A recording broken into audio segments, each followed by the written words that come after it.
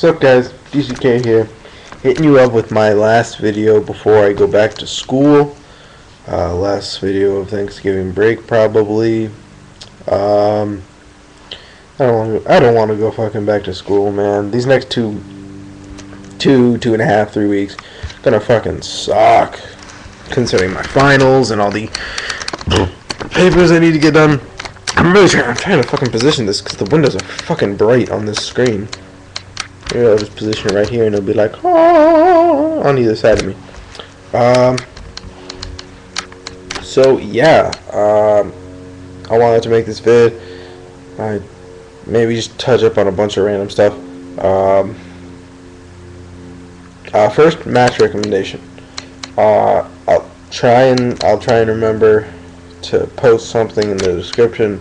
You know how I am. I'm not very good at posting stuff in descriptions. Well, I'm okay at it, but hopefully I remember. Again, just remember I'm a busy guy, kinda, sorta. Because I actually do need to get freaking work done. Stupid finals. Watching wrestling at college. Fun times, Honor Hammer. And Mr. Wrestling Inc. And AMCM1. Oh yeah, go subscribe to AMCM1 if you're not already subscribed to him. I'll probably, if I remember, post his link in the bottom. He has a unique perspective on a somewhat different perspective on wrestling and what he likes. Yeah, it's really cool, and he reviews some cool stuff. He'll review a lot of Puro stuff, but he doesn't, he won't forget about, the American stuff. Hell, I was surprised when he pulled out a kind of almost like a TNA video back, around the Angle Hardy match, No Surrender. I was like, he's actually talking about TNA? Holy shit. And plus he's a big Chikara fan like me, so ready for that. Emerald Flosion 62, start making videos again, you douche. I love you, Sean. Please make more videos. I know you'll watch this one, so please make more videos. So what if you're the most biased Chikara fan on earth? And I say that with all the love in the world. Please make more videos. Talk about what's going on, even in Chikara and all of wrestling, because even when the mainstream is sucking, everything else is actually rather cool and exciting.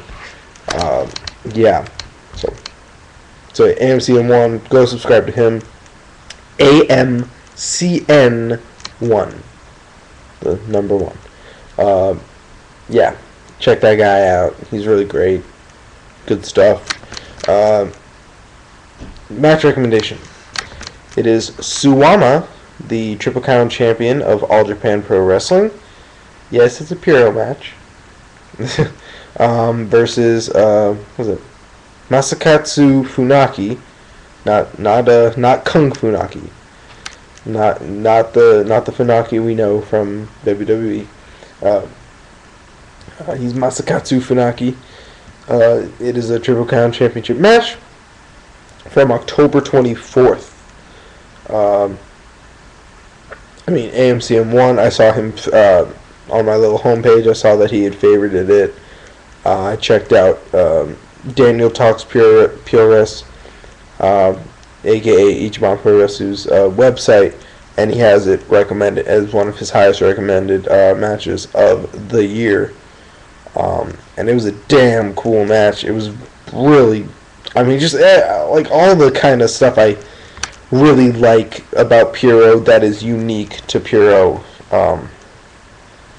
That not even the indies touch on as much. Some of the strike exchanges, some of the the use of strikes, the use of submissions, the use of throws, and even the occasional brawling thing. Shit, damn it, on demand. But she's also You pause something for a little bit and it goes right back to the fucking screen. Screw you, on demand. Why am I complaining? I have on demand and I'm watching a Robin Williams special, and it's delightful. Love me some Robin Williams. Dang it. Schweppes. Not my favorite ginger ale in the world, but pretty damn good. But yeah, that match is really quite great. And all Japan really has fallen by the wayside in terms of interest for me. At least following the current stuff is really like so. I follow Noah more closely. I follow New Japan more closely. I follow. I think I've followed Big Japan. I've fallen behind on them lately, but I've cared more about Big Japan, Dragon Gate. Yeah, like those guys I've looked at more than All Japan. They've really shrunk up, but they do have some core guys that are quite good, and Suwama, who I've heard about a lot and I've seen a little bit of before, and Funaki, who I've never seen before. He really impressed me. He's got a he's got a look similar to Takashi Sugiura, with the MMA type shorts going on. Except this Funaki guy, he's in fantastic shape. God, that guy just looks like a fucking wrestler athlete. Like, he's in great fucking shape. And you see Suwama, who's not fat, but he's like a big guy, and he's rather intimidating like that. And so I don't know why, but I never get sick of the lariat as a finishing type of maneuver in Puro. I don't know why. Maybe, I mean, they're always either big or fighting spirity enough about it to where you can believe that lariat is doing the trick. Also, that kind of thing came up. That's what I was thinking going into Daniel Talks Puro, his video on finishers. Kind of the craziness that, craziness about what finishers work, what finishers believability when they work, how much it takes for them to work, all that junk. My hair's all over the fucking place. It's like wicked uneven for some reason. I don't know. This is like a fucking mirror for me, so whatever. So we got. I'm trying to think of an example of a good finisher now. This is a real blow up video, I know. But I'm really handsome, so that's why you're watching still, right? Right. Of course. No Shave November. It's only about 2 more days left, but it's real neck beardy, but it'll trim up and it'll look better. Yay! Maybe I'll keep the stash. Maybe I'll get rid of it. It's very creepy. I know. It's creepy mustache. It's kind of weird to think of when a finisher works, in terms of the throws you're doing, the submissions you're using, and the strikes you're throwing. A great example is the Eddie Kingston versus Claudio Castagnoli match from Three Fisted Tales. Claudio, sorry, had to adjust there. I was really sinking down in the couch. Claudio did a bunch of big, throw type maneuvers. His Ricola bomb, when he was in the finishing sequence of trying to kill Eddie Kingston.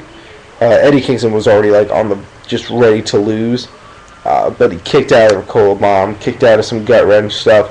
He did a super gut wrench, and then it took and he kept kicking out. But then Claudio was able to finish him off with a European uppercut. Some people might be thinking, oh, but that's his weakest maneuver. I think it works. I think it worked in that case. I think it was a case where you just needed to knock Eddie Kingston out, if only long enough to get him down. Because the high impact throws, the high impact slams weren't quite doing it. So you just needed to take his lights out, if only for a little bit. And I think that definitely worked. I can forgive the use of it's a wild topic when you look at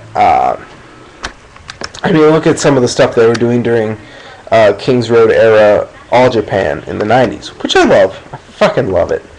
I mean, it was honestly only the main event scene that was that was carrying why that was so awesome. But it was so fucking awesome. I don't know why. It just was. But I mean, they could hit these big throws and big slams, and it would be an elbow or a lariat that would finish it off. And it's kind of like, yeah, you can forget it. I mean, it just kind of like, it's almost like a case of you need just that little bit more, that little bit of impact, to finish the job. So that's kind of an interesting thing. This is a more rambly video than most of my videos. I've talked about freaking everything. I always seem to get more views and more comments on my more focused vids. Hell, even I think probably one of my most popular videos, aside from the Ichiban response, was my Chikara Dark Cybernetico review. My first legit review that I bothered doing. I hope you guys don't mind me doing exact star ratings. Like for me, when I've come to this stage when when I think of how good a match is, I take what I think of it subjectively, including every bias I have, every fandom I have, and then I look at it objectively, some of the more technical stuff, because my mind does work like that in a lot of ways, where I look at, details here, not the tiniest details, but, the details, the parts of it, and I try to strike a balance between the two, in terms of what I think and how, you guys should think I perceived a match. Because I know if I look at it entirely objectively, I'm not being true to myself. If I look at it entirely subjectively, I'm not being true to you guys. So I try my best to be in between, so you guys can see how much I liked it, and I can tell you guys how much I think you'll like it. Because that's what review thoughts are for. Also, I thank you to Santa Ramen 24 for keeping Puro alive, man. Like, Puro is Japanese pro wrestling is doing pretty damn well. I think Noah is doing really great. Sugiura is being a really great champion. Akiyama's been putting out some good performances. Shiozaki's the man. I really enjoy Shiozaki. And then you got New Japan has kicked it up a bajillion notches the past 2 years. People were kind of on Makabe winning the title. They would have thought Goto was going to get it. I was sure that Makabe was going to get it, considering the feud that had started between him and Nakamura over Toru Yano's turn. They were both part of GBH. Makabe and Yano were in GBH. Yano turned on Makabe, joining up with Nakamura. So, and then they had the whole G1 climax. Makabe beats Nakamura, but Nakamura beats Makabe for the vacant world title. Makabe returns the favor. I would have thought Goto was going to win G1 climax and win the title. They went a different route. Although, supposedly, Goto is getting the shot at Kojima, Satoshi Kojima, at Wrestle Kingdom this many. And might I say, Wrestle Kingdom shows, thank you New Japan, for having great-ass Wrestle Kingdom shows. 3 and 4 have just been great. And hell, thank you, New Japan and Noah, for continuing to work together, because I think that is a partnership that is beautiful. Love it. Alright, guys, this has been another edition of the Royal Ramble. Probably the rambliest edition yet. I might even put that in the title. So, I salute you, DoubleCrossKing. Stay classy, everybody.